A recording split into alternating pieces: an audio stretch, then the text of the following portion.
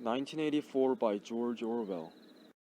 George Orwell's 1984, like many other works of literature, unmistakably carries with literary traditions reaching back to the earliest of storytellers. Among the literary traditions that Orwell uses is the concept of utopia, which he distorts effectively for his own purposes. Utopia, or nowhere land, is an ideal place or society in which human beings realize a perfect existence, a place without suffering or human malady. Orwell did not originate this genre. In fact, the word utopia is taken from Sir Thomas More's Utopia, written in 1516. The word is now used to describe any place considered to be perfect.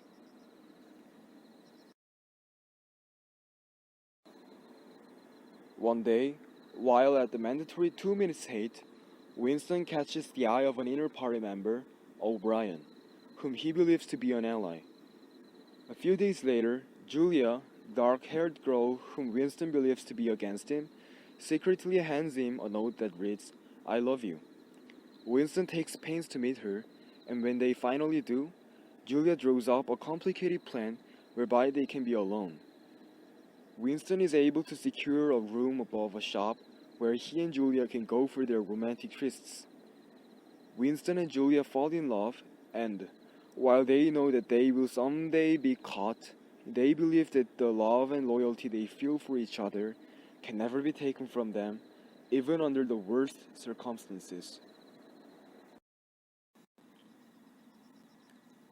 O'Brien welcomes them into the Brotherhood with an array of questions and arranges for Winston to be given a copy of the book, The Underground Prisoners volume, written by their leader, Emmanuel Goldstein, former ally of Big Brother turned enemy.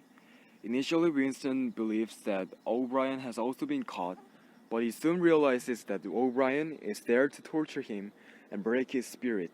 In fact, O'Brien has been watching Winston for the past 7 years.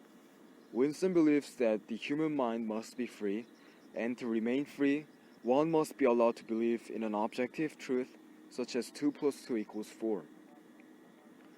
O'Brien wants Winston to believe that 2 plus 2 equals 5, but Winston is resistant.